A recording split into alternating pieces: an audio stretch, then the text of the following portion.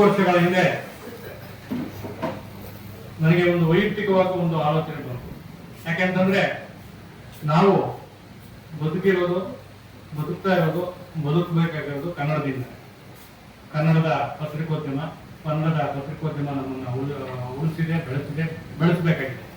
ಇಂಥ ಸಂದರ್ಭದಲ್ಲಿ ನಾವು ಯೂಶುವಲ್ ಆಗಿ ನಮ್ಮ ಪತ್ರಿಕಾ ದಿನಾಚರಣೆ ಜುಲೈ 1ನೇ ತಾರೀಕು ಬಿಟ್ರೆ ಬೇರೆ ಯಾವುದೇ ದಿನಾಚರಣೆಗಳನ್ನು ಕೂಡ ನಾವು ಇಲ್ಲಿ ಆಚರಣೆ ಮಾಡೋದಿಲ್ಲ.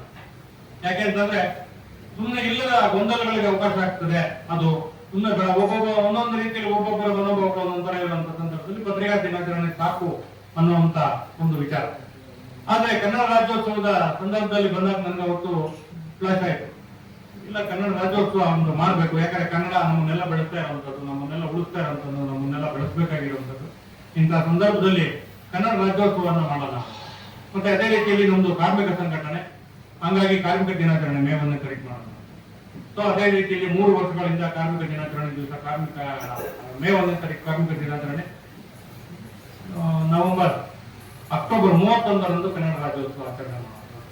ಅದಕ್ಕೂ ಕಾರಣ ಇದೆ. ಯೂಶುವಲ್ ನಾನು ನೋಡಿದಂತ ಸಂದರ್ಭದಲ್ಲಿ ನನಗೆ ಈ ಕೆಲವು ಆಚರಣೆಗಳು, ಜಯಂತಿಗಳು, ಆಚರಣೆಗಳು ಅಂತ ನೋಡಿದಾಗ ನನಗೆ ಒಂದು ಸ್ವಲ್ಪ ಕಿರಿಕಿರಿ ಆಗುತ್ತೆ.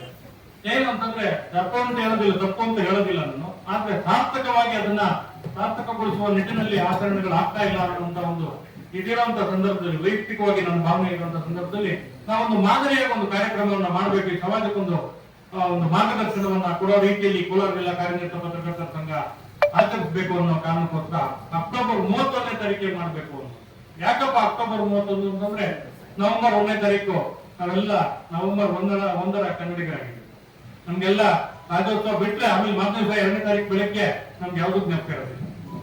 ಆದ್ರೆ ನವೆಂಬರ್ 1ನೇ ತಾರೀಕು ಆಚರಣೆ ಮಾಡುವಂತ ಸಂದರ್ಭದಲ್ಲಿ ಎಂತೆಂದವ್ರನ್ನ ನಾವು ನೆನೆಸ್ಕೋಬೇಕು ಅಂತಂದ್ರೆ ಇವತ್ತು ಮಾ ರಾಮಮೂರ್ತಿಗಳು. ನನಗೆ ಮಾ ರಾಮಮೂರ್ತಿಗಳು ಅಂತಂದ್ರೆ ನಮ್ಮ ಪ್ರಭಾಕರ್ ನೆನಪು. ಅದೇ ತರ ವ್ಯಕ್ತಿತ್ವ, ವ್ಯಕ್ತಿ, ದೇಹ ಎಲ್ಲ. ಮಾ ರಾಮಮೂರ್ತಿಗಳು ಇವತ್ತು ಎಷ್ಟು ದುಡಿದ್ರು. ಅವರ ಮೊನ್ನೆ ತಾನೇ ಅವರ ಶ್ರೀಮತಿಯವರು ಇದ್ದಾದ್ರು. ಅವರು ಯಾವ ರೀತಿಯಲ್ಲಿ ಕನ್ನಡ ಚಳುವಳಿಗಾರರಾಗಿ ಯಾವ ರೀತಿಯಲ್ಲಿ ಇದ್ದಾದ್ರು.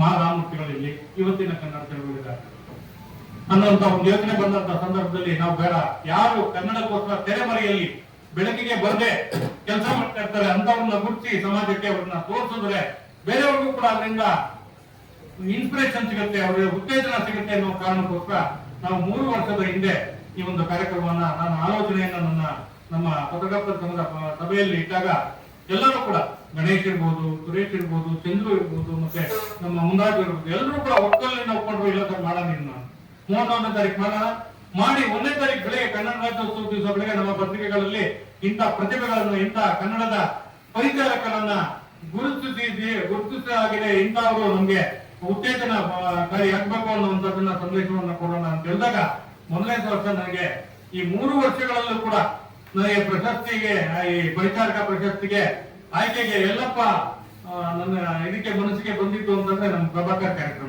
ಪ್ರಭಾಕರ್ ತಂದು ಹೋಗ್ತಾರೆ. ಪ್ರಭಾಕರ್ ಈ ರಾಜ್ಕುಮಾರ್ ಅಭಿಮಾನಿಗಳ ಸಂಘದಿಂದ ರಾಜ್ಕುಮಾರ್ ಅವರ ಹುಟ್ಟುಹಬ್ಬ ಮತ್ತೆ ಜಯಂತಿ, ಪುನೀತ್ ರಾಜ್ಕುಮಾರ್ ಜಯಂತಿ, ಈ ಕಾರ್ಯಕ್ರಮಗಳನ್ನ ಮಾಡಿದಾಗ ನನ್ನ ಕರೆದಿದ್ರು. 3 ವರ್ಷದಿಂದ ಕರೆದಾಗ ನನಗೆ ಅಲ್ಲಿ ಇಬ್ಬರು ಕಾಣಿಸಿದ್ರು. ಅವರಿಬ್ರು ಗೊತ್ತಿತ್ತು ನನಗೆ, ಆದ್ರೂ ಕೂಡ ಆ ಒಂದು ಅಲ್ಲಿ ಕಾಣಿಸಿದ್ರು. ಒಬ್ಬ ಸುರೇಶ್ ಇಲ್ಲೇ ಇದ್ದಾನೆ, ಮತ್ತೆ ಇನ್ನೊಬ್ಬ ರಮೇಶ್, ಗಲ್ಪೇಟ ರಮೇಶ್, ಇಬ್ರು ಕೂಡ ಮೂಗರು. ಆದ್ರೆ ಕನ್ನಡದ ಕೆಲಸ ಎಲ್ಲಿದೆ, ಕನ್ನಡದ ಕಾರ್ಯಕ್ರಮ ಎಲ್ಲಿದೆ ಅಂತಂದ್ರೆ ಅಲ್ಲಿ ಹೋಗಿ ಬಾವುಟ ಹಿಡಿಯುವಂಥದ್ದು, ಸ್ಟೇಜ್ ಹಾಕುವಂಥದ್ದು, ಎಲ್ಲ ಕೆಲಸಗಳು ಪೂರ್ತಿ ಮುಗಿಯೋವರೆಗೂ ಅಲ್ಲಿದ್ದು ಕೆಲಸ ಮಾಡ್ಬಿಟ್ಟು ಬರುವಂತವ್ರು ಎಲ್ಲೂ ಕೂಡ ಬರೋದಿಲ್ಲ. ಎಲ್ಲೂ ಕೂಡ ಸ್ಟೇಜ್ ಮೇಲೆ ಹತ್ತೋದಿಲ್ಲ, ಎಲ್ಲೂ ಕೂಡ ಕನ್ನಡದ ಕೆಲಸ ಮಾಡೋದು. ಸೊ ಪರಿಚಾರಕರು ಇವರು ಅಂತೇಳಿ 1ನೇ ವರ್ಷ ಅವರಿಗೂ ಮಾಡೋದು. 2ನೇ ವರ್ಷ ನಮ್ಗೆ ಆಲೋಚನೆ ಬಂದಾಗ ನಮ್ಮ ರಾಜ್ಕುಮಾರ್ ನೆನಪಿಗೆ ಬಂತು. ಯಾಕೆಂತಂದ್ರೆ ರಾಜ್ಕುಮಾರ್ ಇವತ್ತು ಕನ್ನಡ ಅನ್ನುವಂಥದ್ದನ್ನ ಇಟ್ಕೊಳ್ಳದೆ ಇದ್ದಿದ್ರೆ ಹೆಂಗೋ ಇರ್ಬೋದಾಗಿತ್ತ. ಕೋಲಾರದಲ್ಲೇ ಓದಂತ ವ್ಯಕ್ತಿ, MBBS ಬಿಟ್ಟು ಕನ್ನಡದಕ್ಕೋಸ್ಕರ MBBS ಓದೋದನ್ನ ಬಿಟ್ಟು ಬಂದಂತ ವ್ಯಕ್ತಿ ಇವತ್ತು ಕನ್ನಡ ಅಷ್ಟೇ.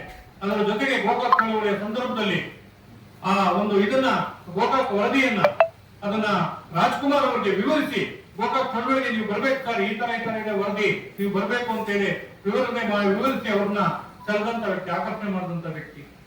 ಮತ್ತೆ ಇವ್ರಿಗೆ ನಮ್ಮ ಜಲವಿವಾದ ಬಂದಾಗ, ಕಾವೇರಿ ಜಲವಿವಾದ ಬಂದಾಗ FM ನಾರಾಯಣನ್ ಅವ್ರನ್ನ ಅಂತ ಲಾಯರ್ಗಳಿಗೆ ತಗೊಂಡೋಗಿ ಇಲ್ಲಿಂದ ಟ್ರಾನ್ಸ್ಲೇಟ್ ಮಾಡಿ, ಏನಿತ್ತು ಕನ್ನಡದ ಪರಿಸ್ಥಿತಿ, ಜಲವಿವಾದ ಇರ್ಬೋದು, ಕನ್ನಡದ ವಿವಾದ ಇರ್ಬೋದು, ಅದನ್ನ ಟ್ರಾನ್ಸ್ಲೇಟ್ ಮಾಡಿ ಇಂಗ್ಲಿಷ್ ಅಲ್ಲಿ ಅವ್ರಿಗೆ ಎಕ್ಸ್ಪ್ಲೈನ್ ಮಾಡಿದಂತವ್ರು. ಮತ್ತೆ ಈ ತರದಲ್ಲಿ ಯಾರ್ಯಾರು ಲಾಯರ್ಸ್ ಇದ್ದಾರೆ ನಮ್ಮ ಪರವಾಗಿ ಕರ್ನಾಟಕದ ಪರವಾಗಿ ಲಾಯರ್ಗಳಿದ್ದಾರೆ ಕನ್ನಡ ನೆಲ ಜಲದ ವಿಚಾರದಲ್ಲಿ ಅದನ್ನ ಇದ್ ಮಾಡುವಂತದ್ದು. ಈ ತರದ ಇರುವಂತ ವ್ಯಕ್ತಿಯನ್ನ ನಾವು ಗುರುತಿಸ್ಬೇಕು ಕೋಲಾರದಲ್ಲಿ, ನಮ್ಮ ಕೋಲಾರದವರು ಹಾಗಾಗಿ ಗುರುತಿಸ್ಬೇಕು ಅಂತೇಳಿ ಲಾಸ್ಟ್ ಟೈಮ್ ನಮ್ಮ ರಾಜ್ಕುಮಾರ್ ಅವ್ರನ್ನ ಮತ್ತೆ ಸುಲೇಮಾನ್ ಖಾನ್ ಅವ್ರನ್ನ ಇದ್ ಮಾಡಿದ್ವಿ. ಯಾಕಂದ್ರೆ ಕನ್ನಡ ಅಂತಂದ್ರೆ ಕನ್ನಡನೇ ಆಟ, ಸುಲೇಮಾನ್ ಖಾನ್ ಅಂದ್ರೆ ಕನ್ನಡ. ಎಲ್ಲೇ ಕನ್ನಡದ ಕಾರ್ಯಕ್ರಮ ಇದ್ರೆ ಇವತ್ತೇನೋ ಪಾಪ ಹೆಲ್ತ್ ಇದೆಯಲ್ಲ ಗೊತ್ತಿಲ್ಲ, ಹೆಲ್ತ್ ಚೆನ್ನಾಗಿದ್ದಿದ್ರೆ ಬಂದಿರೋರು ಇವತ್ತು ಬಂದು ಕೂತ್ಕೊಂಡಿರೋರು.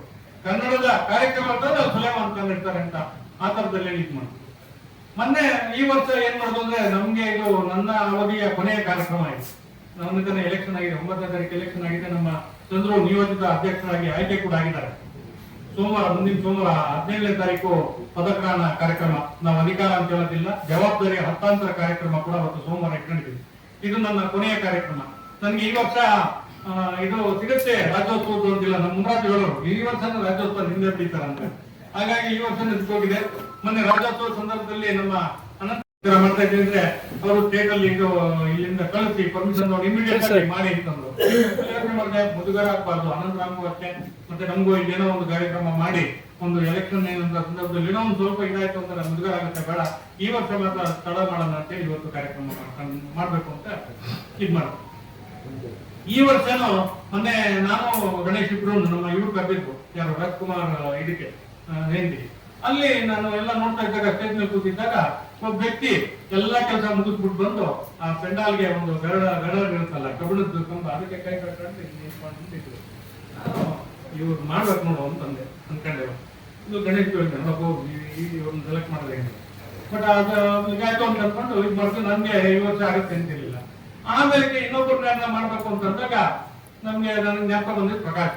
ಯಾಕಪ್ಪ ಅಂತಂದ್ರೆ ಒಂದು 3 ತಿಂಗಳಿಂದೆ ನಮ್ಮ ದೊರೆ ಮೂರ್ತಿ ಇವರೆಲ್ಲರೂ ಕೆಜೆಫ್ ಬರ್ತಿದ್ರು. ಕೆಜೆಫ್ ಪತ್ರಕರ್ತರ ಸಂಘದ ಭವನ ಶಿಲಾನ್ಯಾಸ. ಅವತ್ತಿನ ದಿವಸ ನನಗೆ ಪ್ರಕಾಶ್ ಬಗ್ಗೆ ಏನ್ ಗೊತ್ತಪ್ಪ ಅಂದ್ರೆ ಪ್ರಕಾಶ್ ಕನ್ನಡ ಅಷ್ಟೇ ಗೊತ್ತು. ಆಮೇಲೆ ಅವರು ಅಲ್ಲಿ ಇದ್ದ ಕೆಲವರು ಹೇಳಿದ್ರು, ಸರ್ ಪ್ರಕಾಶನ ಎಂತವ್ರು ಅಂದ್ರೆ ಆ ಅಂಗಡಿ ಇಟ್ಕೊಂಡು ಅಕ್ಸಾಲಿಗೆ ಅಂಗಡಿ ಇಟ್ಕೊಂಡಿದ್ದಾರೆ, ಚಿನ್ನ ಬೆಳ್ಳಿ ಅಂಗಡಿ. ಆ ಅಂಗಡಿ ಇಟ್ಕೊಂಡು ಆ ಅಂಗಡಿಯಲ್ಲಿ ಬರೋ ಲಾಭ ಎಲ್ಲ ಹುಡುಗರು ಕೊಡ್ತಾರೆ, ಚಿಕ್ಕ ಮಕ್ಕಳಿಗೆ ಅನಾಥ ಮಕ್ಕಳಿಗೆ ಅವ್ರಿಗೆ ಇವ್ರಿಗೆ ಎಲ್ಲ ಕನ್ನಡ ಓದ್ರಿ ನೀವು ಅಂತ. ತಕ್ಷಣ ನನ್ ಜ್ಞಾಪಕ ಬಂದು ನಮ್ಮ ಕೋಲಾರದ ಸಾರವನಾಥ್ ಕೂಡ ನಮ್ಮ ಮಕ್ಕಳು ಅಂತ ಬಂದಿದ್ದನ್ನೆಲ್ಲ ತಗೊಂಡೋಗಿ ನಮ್ಮ ಮಕ್ಕಳು ಅಂತ ಅನಾಥ ಮಕ್ಕಳಿಗೆ ಇವ್ರಿಗೆಲ್ಲ ಒಬ್ಬ ವ್ಯಕ್ತಿ ಒಬ್ಬ ಹುಡುಗಿನ ಅವರು MBBS ಇಂಜಿನಿಯರ್ ಓದ್ತಿದ್ದಾರೆ ಪ್ರಕಾಶ್.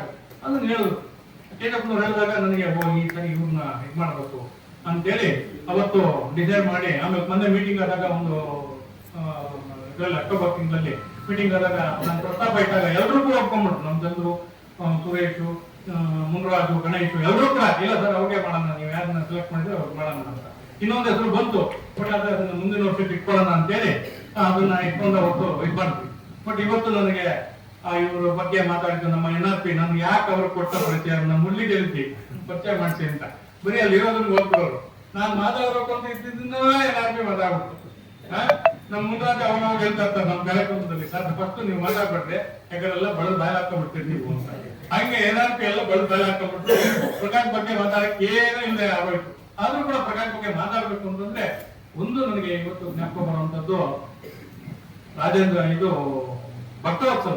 ಅವ್ರು ಹೇಳಿದ್ರು ಹೊಡೆದ್ರು ನನ್ನ ಭಕ್ತೋತ್ಸವ ಮಾತ್ರ ಓದೆ, ನಾನು ಧೈರ್ಯವಾಗಿ ಓದಿ ಹೊಡೆದ್ರಪ್ಪ ನಿಮ್ಮೂರು ಅಂತ ಹೇಳಿದ್ರು. ಯಾವತ್ತೂ ಕೂಡ ಎಂಥ ಸಂದರ್ಭದಲ್ಲೂ ಕೂಡ ಅವರ ಬಾಯಲ್ಲಿ ಕೆಟ್ಟ ಪದಗಳನ್ನ ಬರುವಂತದ್ದು ನಾನು ನೋಡಿ. ರಾಜ್ಕುಮಾರ್ ಬಾಯಲ್ಲಿ ಯಾವ ತರ ಕೆಟ್ಟ ಪದಗಳು ಬರೋದಿಲ್ವ ಅದೇ ತರದಲ್ಲಿ ರಾಜ್ಕುಮಾರ್ ಅಷ್ಟೇ ಯಾವುದೇ ಕೆಟ್ಟ ಪದಗಳು ಬರೋದಿಲ್ಲ ಇರೋದಿಲ್ಲ. ಒಂದ್ಸರಿ ನಾವು ಅವ್ರು ಹೇಳಿದ್ರು ಗಾಂಧಿವನದಲ್ಲಿ ಸಂಯುಕ್ತ ಆಫೀಸ್ ಅಲ್ಲಿ ಹೋಗ್ತಾ ಇದ್ದೀವಿ. ಇವರು ಮಾತೃಭಾಷೆ ಎಕಡ ತೆಲುಗು ಇದ್ದಿದ್ದು ಎದ ಅಲ್ಲಿ ತಮಿಳಲ್ಲಿ, ಆದ್ರೆ ಬರೆಯೋದು ಮಾತ್ರ ಕನ್ನಡ. ಒಂದು ಬುಕ್ ಸ್ಕೇಪ್ ಶೀಟ್ ಅಲ್ಲಿ ಈ ತರ ಶೀಟ್ ಅಲ್ಲಿ ಒಂದು 2 ಶೀಟ್ ಬರ್ಕೊಂಡ್ ಬರೋದು. ಇಷ್ಟು ದಪ್ಪ ಅಕ್ಷರಗಳು ಇವತ್ತು ಅಷ್ಟೇ ಜ್ಞಾಪಕ ಇದೆ. ಅವರ ಅಕ್ಷರಗಳು ಇಷ್ಟು ದಪ್ಪ ಬರೀತಾರೆ, ಬರೆದು ಎಲ್ಲ ಕ್ಲೀನ್ ಆಗಿ 2 ಪೇಜಲ್ಲಿ ಬರ್ಕೊಂಡ್ ಬಂದು ಮೇಲ್ಗಡೆ ಸಂಪಾದಕರು ಅಂತ ಬಂದು ಅವರೇ ವಾಲಂಟಿಯರ್ ತಗೊಂಬರು. ಹೇಳಿದ್ರು ಬರೀ ಟೆಂಪೋ ಟೆಂಪೋದಲ್ಲಿ ಕೂಡ ಬಂದ್ಬಿಟ್ಟಿದ್ರು ಒಂದ್ಸರಿ ಒಂದು 15 ನನಗೆ ಭಯ ಆಗ್ಬೇಕು, ಎಲ್ಲ ಹೊಡೆಯ ಗಿಡ ಬಂದಿದ್ದಾರೆ ಆ ತರದಲ್ಲಿ ಬಂದು ನೋಡಪ್ಪ ಈ ತರ ಇದೆಯಪ್ಪ ಕನ್ನಡ. ಯಾವಾಗ ಇದು ಕೊಟ್ಟೆಪಲ್ಲಿ ಗಲಾಟೆ ಗೊಲ್ಲುಲಿ ಗಜೇಂದ್ರ ನಿಮ್ ಜೊತೆ ಹೌದಾ, ಗಜೇಂದ್ರ ಬಂದು ಬರೋರು. ಆಮೇಲೆ ಈ ಕೊಟ್ಟೆಪಲ್ಲಿ ಗಲಾಟೆಯಲ್ಲೇ ಹೊಡೆದಿದ್ದು ಅನ್ಸುತ್ತೆ. ಆಮೇಲೆ ಈ ಕಾಮರಾಜ್ ಬಸ್ ಸ್ಟ್ಯಾಂಡ್ ಕಾಮರಾಜ್ ಅನ್ನೋ ಹೆಸರು ಬೋರ್ಡ್ ಹಾಕಿದ್ರು, ಭಕ್ತೋತ್ಸವ ನಮ್ಮ ಮುನ್ಸಿಪಲ್ ಪ್ರೆಸಿಡೆಂಟ್ ಅದ. ಅವಾಗ ಗಲಾಟೆ ಗಲಾಟೆ ಮಾಡ್ಕೊಂಡು ಅವಾಗ ಇದ್ ಮಾಡ್ಕೊಂಡು ಅದನ್ನ ಕೊನೆಗೆ ಆ ಬೋರ್ಡ್ ತೆಗ್ಸಿ ಅದನ್ನ ಕುವೆಂಪು ಭಕ್ತನಿಂದ ಅಂತ ಮಾಡಿಸೋದ್ರಲ್ಲಿ ಯಶಸ್ವಿ ಆದ್ರು. ನನಗೆ ಭಯ ಆಗೋದು, ಇನ್ನಪ್ಪ ನಮ್ಗೆ ಅವಾಗೇನು ಅಂದ್ರೆ ಬಿ ವಿ ನಾಗರಾಜ್ ಅಂತಿದ್ರು ಕೋಲಾರದಲ್ಲಿ ಹಿಂದೆ, ಇವರು ಆರ್ಮುಗಮ್ಮು MLA. ಅವಾಗ ಬಿ ವಿ ನಾಗರಾಜ್ ಒಂದ್ ಸ್ವಲ್ಪ ಇದೇ ತರ ಏನೋ ಅಂದ್ರೆ ಪೊಲಿಟಿಕಲ್ ಇದಕ್ಕೆ ಏನೋ ಇದು ಮಾಡಿದ್ರು ಅಂತೇಳಿ ಅವ್ರನ್ನ ಬಿ ವಿ ನಾಗರಾಜ್ ನಮ್ಮ ಪುರುಷೋತ್ತಮರವ್ರಿಗೆಲ್ಲ ಗೊತ್ತಿರುತ್ತೆ, ಮತ್ತೆ ನಮ್ಮ ಅಕ್ರು ಅವ್ರಿಗೆಲ್ಲ ಬಿ ವಿ ನಾಗರಾಜ್ ಮೇಲೆ ಅಟ್ಯಾಕ್ ಮಾಡುವಂತ ಪ್ರಯತ್ನಗಳಾಗಿತ್ತು. ಕೋಲಾರಕ್ಕೆ ಬಂದು ಅವ್ರ ಕಡೆ ನನಗೆ ಅವಾಗ ಆತು ಜ್ಞಾಪಕ ಬರ್ತಾ ಇತ್ತು, ಏನಪ್ಪ ಈ ತರ ಈ ಮನುಷ್ಯ ಏನ್ ನೋಡಕ್ ಏನು ಇಲ್ಲ, ಈ ತರ ಇದ್ದಾರೆ, ಏನು ಇಟ್ಕೊಂಡು ಮಾಡ್ಬಿಟ್ಬಿಟ್ರೆ ಏನಾದ್ರು ಗಟ್ಟಿ ಇಲ್ಲ, ಈ ಹಬ್ಬ ಕೂಡ ನ್ಯೂಸ್ ಆಗಿ ನಮ್ಮೇಲೆ ಅಟ್ಯಾಕ್ ಮಾಡ್ಬಿಟ್ರೆ ನಾವೇನ್ ಮಾಡೋಣ ಅಂತಲೂ ಭಯ ಇರೋದು. ಅಂದ್ರೆ ಅದನ್ನ ಯಾಕೆ ಅಂತ ಹೇಳಿದ್ರೆ KGF ಅಂತ ಪರಿಸ್ಥಿತಿ ಕೂಡ ಕನ್ನಡಕ್ಕೋಸ್ಕರ ಎದೆಗುಂದದೆ ಆ ಕೆಲಸವನ್ನ ಮಾಡಿದಂಥವ್ರು, ತನ್ನ ಜೀವವನ್ನ ಪಣಕ್ಕಿಟ್ಟು ಕನ್ನಡದ ಕೆಲಸ ಮಾಡಿದಂತ ವ್ಯಕ್ತಿ ಆತ. ಹಾಗಾಗಿ ಆಮೇಲೆ ಯಾವುದೇ ಸಂದರ್ಭದಲ್ಲಿ ಮಾಡಿ ಕನ್ನಡ ಅಂತಂದ್ರೆ ಫೋನ್ ಮಾಡೋದ್ರಲ್ಲಿದ್ದಪ್ಪ ನ್ಯೂಸ್ ಕಳ್ಸಿದ್ದೀನಿ ಮಾಡ್ಬೇಕಪ್ಪ, ಕನ್ನಡದ ಕಳ್ಸಿದ್ದೀನಪ್ಪ, ಬರೆದು ಕಳ್ಸೋರು ಮಾಡ್ಬೇಕಪ್ಪ ಅಂತ. ಆಮೇಲೆ ಆತರ ಹೇಳಿ ಯಾವುದೇ ಆಮೇಲೆ ರಾಜ್ಯೋತ್ಸವ ಅಂದ್ರೆ ಒಂದು 8 ಕಡೆಗಳಲ್ಲಿ ಅವರ ರಾಜ್ಯೋತ್ಸವ ಮಾಡಿಸ್ಬಿಟ್ಟು ಬರೋದು. ನನಗೆ ಆಶ್ಚರ್ಯ ಆಗೋದು, ಅದು ಇದು ಅಲ್ಲೆಲ್ಲ ಮಾಡ್ತಾರಲ್ಲ ಗುಡ್ಡೆ ಗಡಿ ಏನಾದ್ರು ಕಳಿಸ್ಬಿಡ್ತಾರ ನಮ್ಗೆ ಅಂತ. ಆಮೇಲೆ ಫೋಟೋ ಇರೋಲ್ಲ, ಫೋಟೋದಲ್ಲಿ ನಮ್ಗೆ ಇಲ್ಲಪ್ಪ ಮಾಡಿದ್ದಾರೆ ಅಂತ. ಅಂದ್ರೆ ಯಾಕೆ ನಾನು ಮೊದಲೇ ಏನಿದೆ ಅದನ್ನ ವಸ್ತುಸ್ಥಿತಿ ಹೇಳ್ತಾ ಇದ್ದೀನಿ, ಯಾವ ತತ್ವ ಕಲ್ಪಬೇಡ, ಸುಮ್ಮನೆ ಕನ್ನಡದ ರಾಜ್ಯೋತ್ಸವ ಮಾಡಿದ್ವಿ ಅಂತ ಫೋಟೋ ನೋಡಿ ಆಗ ಆಶ್ಚರ್ಯ ಆಗುತ್ತೆ. ಇನ್ನೊಬ್ಬ ಎಲ್ಲ